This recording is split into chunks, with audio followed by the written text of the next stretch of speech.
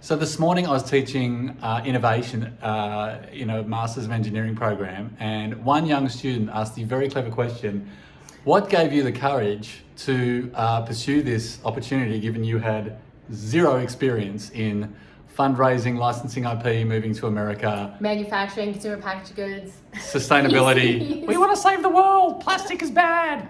And it was a very good question, and he got me on my back foot. And so I jumped in. And Kim, who doesn't teach this thing, flew in. Well, I was right beside him, so yes. I jumped in and really just kind of shared the story of how it started, which was kind of mundane. We were reading a newspaper article when I was pregnant with our first son back in 2002, and we learned the statistics that one disposable diaper takes 500 years to biodegrade.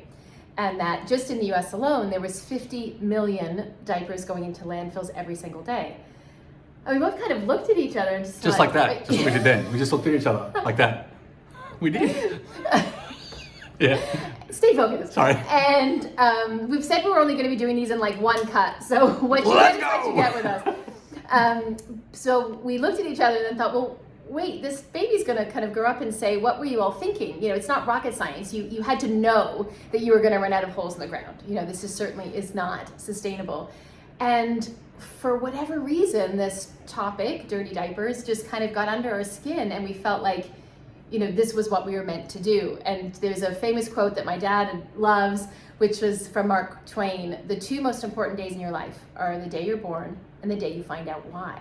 And I think we both kind of felt it in our bones that this was it. Yeah, and I think the key there is felt it. So it's one of those things where it's not some logical, like, let's do the pros and cons on whether we want to do this. It's just the cons would have been very long on the list, and the pros very small. Funny, we heard about all the cons from our family and friends when we said, we're going to America. Except my dad. No, your dad was a big fan. Yeah. In fact, everyone was pretty supportive. I think they were surprised, but yeah.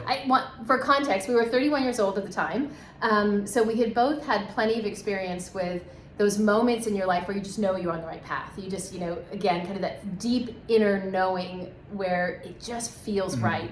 And equally, we had plenty of experience with being kind of off course, where you're feeling lost and rudderless, and what are we doing with our lives, and why are we here? And we actually were kind of in that space before getting pregnant from a career standpoint. And it had nothing to do with kind of financial success, or we'd both been doing lots of different things, but it just wasn't it. And suddenly this diaper article really changed the course of our lives. And interestingly, over the 20 years, we've been tested, right? There have been many times over the 20 years, which is kind of the subject of why we're going to check in with all of you Monday, Wednesday, Friday, is along the way, we had to look at each other and say, are we really in? Are we still in? Is it still the right path? As the factory burned down to the ground. Fire on the line. Fire on the line. Yeah, there's been I think actually it's interesting because when Simon Sinek came out with, you know, the why and start with the why and all of that, we had been kind of looking at purpose stuff for decades before that. But the way that he was so succinct about it was really fabulous. And I think it's great for young people or anybody to be looking at, not just young people. But I think from a business standpoint, why it's so critical to really get that from a foundational level is because it's not easy. I mean, and you just hit these roadblocks. And I think I said to the students today, I was like, well, obstacles suddenly become just exciting challenges when it's, you know. Said like a true person living in La La Land. Oh, it's not an obstacle, it's an opportunity for growth. It's a learning opportunity. We had a lot of growth.